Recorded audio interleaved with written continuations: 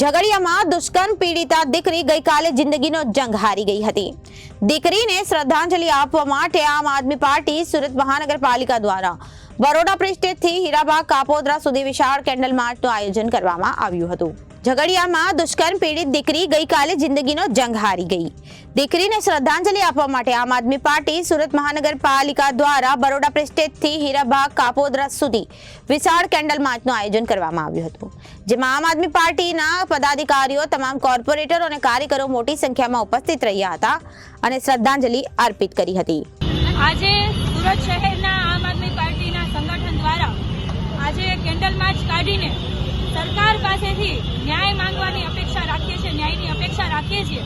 કારણ કે દિવસે ને દિવસે કોઈને કોઈ બાળા ભીંખાઈ રહી છે, મહિલાઓ સાથે દુષ્કર્મની ઘટનાઓ વધી રહી છે અને બીજી બાજુ હર્ષ સંઘવી ખોટી ફોજદારી મીડિયામાં આવીને કરતા હોય, એક બાજુથી હર્ષ સંઘવી રોંગ સાઈડમાં જનારાને જેલમાં પૂરવાની વાત કરતા હોય, બીજી બાજુ ઝઘડિયાની અંદર 10 વર્ષની બાળા પર દુષ્કર્મ થાય છે, તેમના ગુપ્તાંગની અંદર સળીઓ નાખીને એટલી હવાન્ય દેખાડવામાં આવે છે, છતાં પણ હર્ષ સંઘવી આ બાબતે ચૂપ છે। ભાજપનો મહિલા મોરચો ચૂપ છે, ભાજપના તમામ નેતાઓ ચૂપ છે। ખરેખર આ તમામ લોકોને શરમ આવવી જોઈએ અને આ બાબતે એ લોકોએ મહામંથન કરવું જોઈએ ને જો આ તમામ ભારતીય જનતા પાર્ટીના પદાધિકારી છે, મુખ્યમંત્રી છે, ગૃહમંત્રી છે, એમનાથી જો મહિલાની સુરક્ષા ના થતી હોય તો રાજીનામું આપી દેવું જોઈએ ને ઘરે બેસી જવું જોઈએ। કારણ કે આવી જે ઘટના બને છે એ ઘટના જેના ઉપર વીતે એને ખબર હોય, બળાત્કાર જે દીકરી ઉપર થતો હોય, જે મહિલા ઉપર થતો હોય એની પીડા એ જ જાણતી હોય, પરંતુ આ જે કહેવાય ને કે મૂંગી અને બેરી સરકારની અંદર બેઠેલા ગૃહમંત્રી એટલે કે હર્ષ સંઘવી એમને તો કઈ પડી જ નથી, એવી રીતના લોકોની વચ્ચે ફાંકા ફોજદારી કરતા હોય। આમ આદમી પાર્ટી તરીકે અમે માંગ કરીએ છીએ કે જો તમે આ દીકરીને ન્યાય ના અપાવી શકતા હોય, દિવસે ને દિવસે જે બળાત્કારના કેસો વધી રહ્યા છે, વાર્ષિક જો જોવા જઈએ સર્વેના આધારે તો 600 થી પણ વધુ મહિલાઓ સાથે દુષ્કર્મની ફરિયાદો નોંધાઈ છે। આ તો ઓન રેકોર્ડ વાત છે, કેટલી બધી ઘટનાઓ દબાઈ જતી હશે, તો આનો મતલબ એવો થાય કે ભારતીય જનતા પાર્ટીની સરકાર મહિલાઓ માટે સુરક્ષા પૂરી પાડી શકતી નથી। એના માટે માનનીય હર્ષ સંઘવીજીએ રાજીનામું આપી દેવું જોઈએ અને પોતે કરેલી ભૂલ સ્વીકારવી જોઈએ।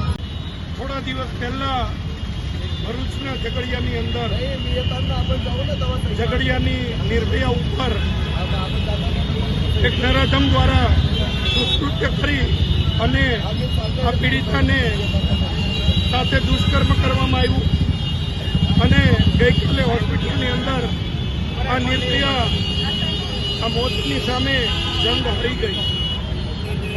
મારી આ ભાજપ સરકારને વિનંતી છે કે આવી ઘટનાઓ ક્યારે રોકાશે। આજે ગુજરાતની અંદર સતત નાની બાળાઓ સાથે દુષ્કર્મોની ઘટના બની રહી છે, નાની બાળાઓની હત્યા કરી નાખવામાં આવે છે।